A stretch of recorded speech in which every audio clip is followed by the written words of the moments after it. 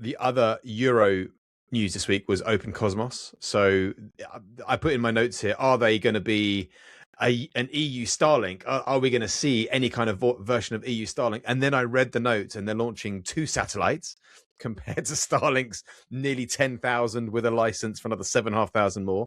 I know the bandwidth that they operate in is a challenge, and Lomax, you can unpack this for us.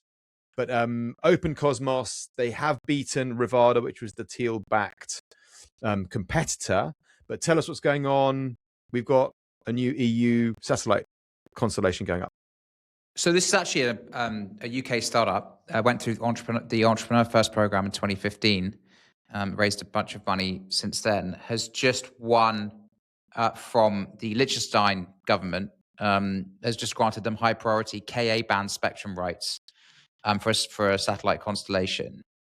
They've actually done something very un-European and very swashbuckling and very maverick in that actually these rights were held by... No, not Liechtenstein, the company, Open Cosmos. Oh, I see. I'm sorry. These rights were actually already held by Rivada, the company you mentioned, which is backed by Peter Thiel, a US company, but they missed a payment on whatever the terms of the deal they had with the Liechtenstein government. And so the Liechtenstein government used that as an excuse to basically re-tender it, and the UK company Open Cosmos won it. This is a critical thing for them. It's a key... to have access to this spectrum is crucial for high speed satellite broadband and secure data links.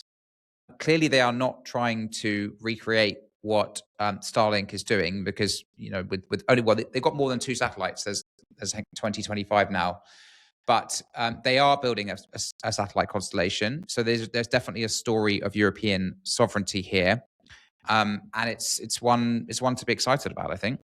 It's also different tech, right? I think the Starlinks use KU band for consumer upload download.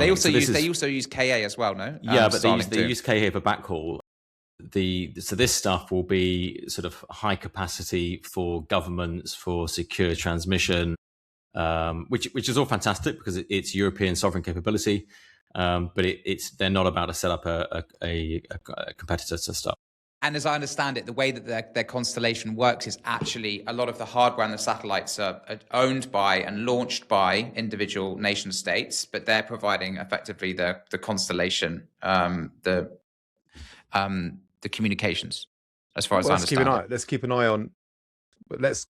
keep a regular eye on what they're doing and how it's all working.